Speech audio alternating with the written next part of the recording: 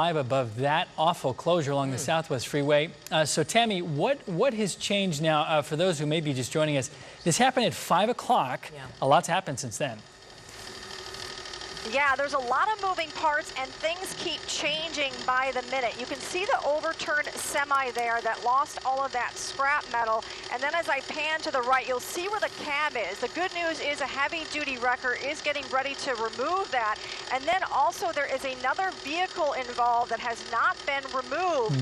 And they keep changing things minute by minute because now it looks like they're allowing some of the traffic to go by. They were allowing, obviously, the big rigs to go by because they cannot turn.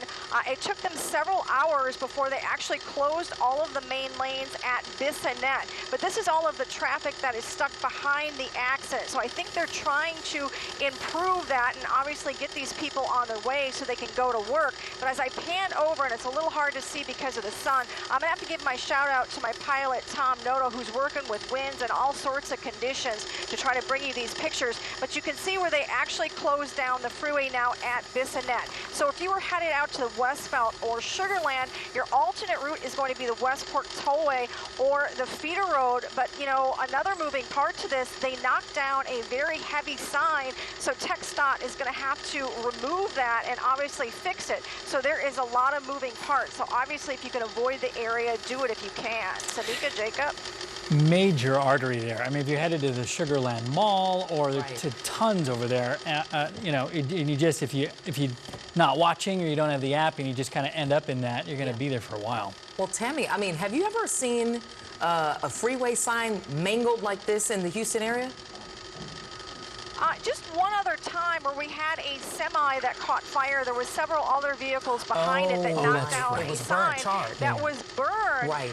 But this one, you know, it's not charred. There's a lot of metal to remove there and lift, and so they've got to get heavy machinery in, not only to remove that, but this scrap metal. I mean, that's just not something you can kind of just pick up and throw it back in the truck. You've got to get some heavy machines in here to remove everything. So, you know, everything, again, moving minute by minute, and now you can see those vehicles, they are allowing them to move. They weren't allowing the traffic, the other cars to go by for a while. They were just allowing those 18-wheelers, because you see, it's really hard for 18-wheelers to make that turn. So they were redirecting the traffic off onto the feeder road. Well, now they're allowing some of the traffic to go by.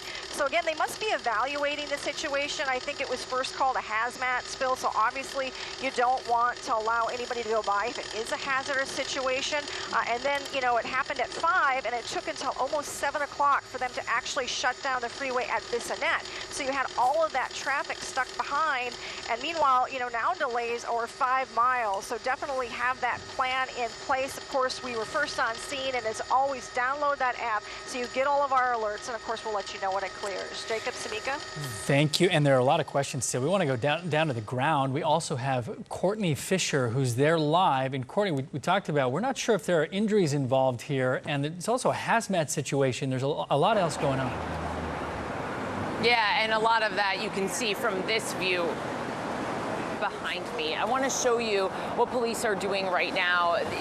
They're kind of assessing this situation. As Tammy said, one of those pickup trucks has gotten here to kind of, the cab has been uprighted, but take that away. No doubt that's the first part of this whole situation.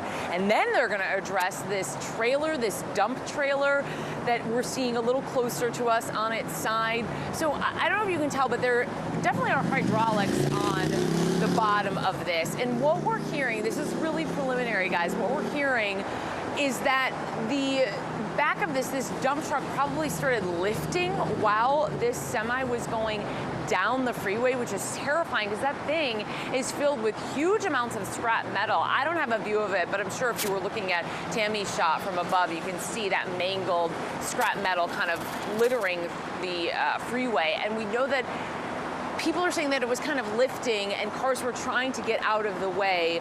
One other car is involved in this crash. That car is a little further up the way. We can't see it from where we are. Oh, actually, I think I do see it. All the way up. It's already hooked up to a tow truck. But that is the only other car involved, so we don't know how that driver is doing. We haven't heard how the driver of this semi is doing or what happened, really, if this did indeed lift up. Why that happened, how tall it lifted. But if you think about it, guys, that makes sense when you look at this sign. And it's tough to see this massive sign from our angle. You probably had a better view of it from Sky Eye shot, but because of the sunrise. But that makes sense when you think about if the trailer had lifted, took out part of this massive, massive freeway sign, which they have moved a little bit out of the way. So it's gotten a little closer to the feeder road, which is where we're standing safely. And that one lane of traffic is continuing to get by. We've seen a lot of people, though, slowing down and slamming on the brakes when they get up close to take pictures and videos. So not helping with the traffic when people start to slow down to look at it. But it is a crazy sight, so you can't really blame them, guys. Yeah, I mean, Courtney, as you were explaining it to us, you know, I was trying to give Jacob kind of a visual of it, you know, because I was confused too. Like, how would it have lit? But maybe, you know, the truck actually, what do you call it? The bucket or the trailer. Bucket, right. Lifting and then taking out that sign. Yeah, like think of a dump truck. You know how you've seen them. I mean, the whole back can lift up. Yeah. And so now that we're looking at the underbelly of it, you can see some of the hydraulics. And again, unconfirmed early details, but that would make sense as to how it took out a really tall sign. Yeah. And you know, go ahead, Jacob. Oh no, he was just in our ear was saying that you could see from Sky, because you're on the left, you're seeing it just the front of it. On the right, from Sky, you see how long it is, the hydraulics that are up. Oh, right. You see that?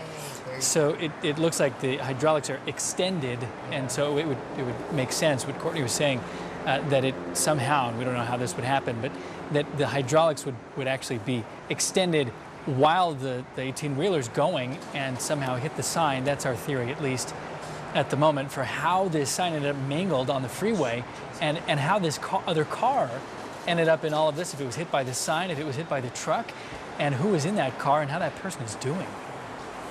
Or possibly, you wonder, hit by some of this scrap metal. Exactly. This is the stuff that flew out of the back of this trailer when the crash happened. So I just am thinking about the people who were on their way to work this morning, you know, starting their day, and they're behind this or on the side or in front, and these pieces of metal just fly out. I mean, it must have been a terrifying sight. Yeah, Courtney, we're on the same thought process. I was about to say the exact same thing. You're just driving along your way, you see a dump truck, you know, the hydraulics forcing the bucket of the truck up, you're trying to get out of the way, and then the scrap metal, and then who knows what happened with that car.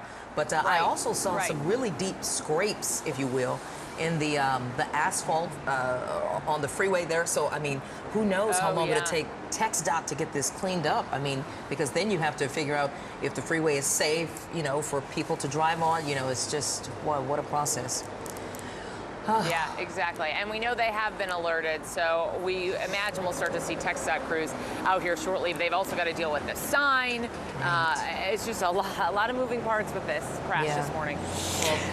Well, as we see people coming to pick up and clean up, and as we learn what officials are planning to do next, we'll keep bringing you those details throughout the 7 a.m. and also the 8 a.m., 9 a.m. We're live and local all morning long. Oh, well, that's an interesting. Is he handcuffed?